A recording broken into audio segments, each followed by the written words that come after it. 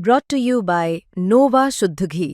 जब जब खाए दिल खुश हो जाए, सदियों का नोवा शुद्ध देसी घी, सपना स्वस्थ भारत का। I love घी घी घी घी घी घी।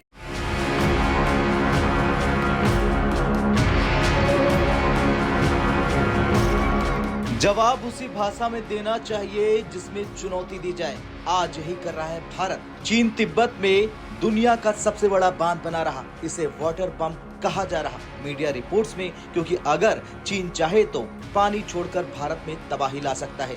लेकिन अब भारत भी चुप बैठने वाला नहीं है। भारत ने भी अपना सुपर डैम प्रोजेक्ट शुरू करने की तैयारी कर ली है। ये बांध चीन के वाटर बम का मुंहतोड़ जवाब होगा। तो चलिए सबसे पहले जानते हैं भारत का नया प्लान कितना ताकतवर है, चीन का ये वाटर बम क्या है और कैसे ये प्रोजेक्ट भारत चीन रिश्तों को नई दिशा देगा। दरअसल चीन इस समय तिब्बत में 167 अरब डॉलर का मेगा प्रोजेक्ट बना रहा। ये आलुंग सांगपो नदी पर है, जिसे भारत में शियांग कहा जाता है। इसी नदी का नाम आगे जाकर ब्रह्मपुत्र हो जाता है।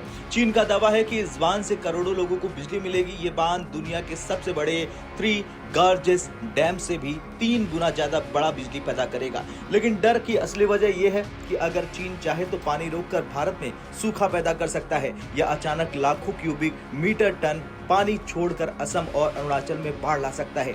यानी ये बांध एक वाटर बम जैसा है। भारत ने भी अब चीन को उसी की भाषा में जवाब देने का फैसला किया है। भारत अरुणाचल प्रदेश में 918 फुट यानी करीब 280 मीटर ऊंचा बांध बनाने पर विचार कर रहा। इसके पीछे एक विशाल जलाशय बनेगा जो लगभग 9.2 बिलियन क्यूबिक मीटर पानी स्टोर करेगा।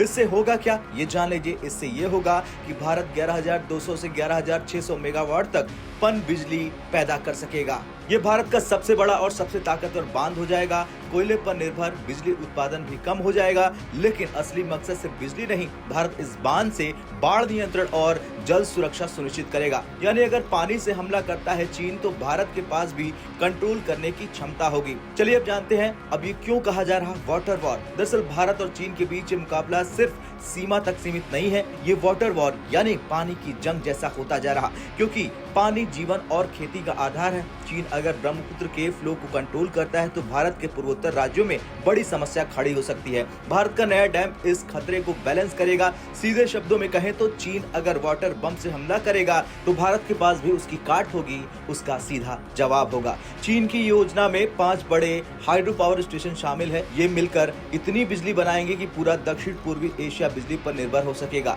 भारत की सबसे बड़ी चिंता है ये नदी भारत में ब्रह्मपुत्र बनकर जाती है। असम और अरुणाचल प्रदेश की करोड़ों आबादी इसी पर निर्भर है। चीन अगर एक तरफ पानी रोके और दूसरी तरफ अचानक छोड़े तो भारत में सुपर फ्लड आ सकता है। इसलिए भारत के इंजीनियर साफ कह रहे हैं कि हमारे लिए ये बांध सिर्फ बिजली का नहीं बल्कि राष्ट्रीय सुरक्षा का मुद्दा है। भारत और चीन पहले से ही सीमा विवाद और व्यापारिक टकराव से जुड़े हुए हैं। लद्दाख से लेकर अरुणाचल तक तनाव है। अब पानी का मुद्दा इस विवाद को और गहरा बना रहा। चीन कहता है कि उसका बांध किसी को नुकसान नहीं पहुंचाएगा। भारत का डर बेबुनियाद है, लेकिन भारत मानता है कि चीन भरोसे लायक नहीं है।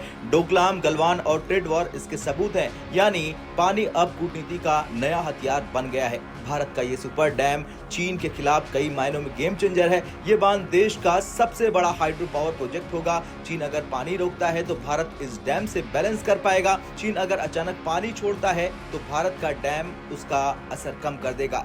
ये प्रोजेक्ट साफ संदेश है कि भारत सिर्फ कूटनीति नहीं बल्कि इंफ्रास्ट्रक्चर से भी जवाब देने की ताकत रखता है। खैर, आज की दुनिया में जंग सिर्फ बंदूकें और मिसाइलों से नहीं लड़ी जाती, पानी भी अब हथियार बन चुका है। चीन का वाटर बम इसी का उदाहरण है, लेकिन भारत भी अब चुप नहीं है। भारत का सुपर डैम प्रोजेक्ट चीन को साफ संदेश है कि ड्रैगन, अगर तुम पानी से खेलोगे तो भारत भी तुम्हें उसी खेल में मात देगा। यानी इंडिया चाइना रिलेशन में अब चीन को मुंहतोड़ जवाब देने की तैयारी में जुट चुका है भारत, और ड्रैगन के वाटर बम का अब निकलने वाला है पूरा दम।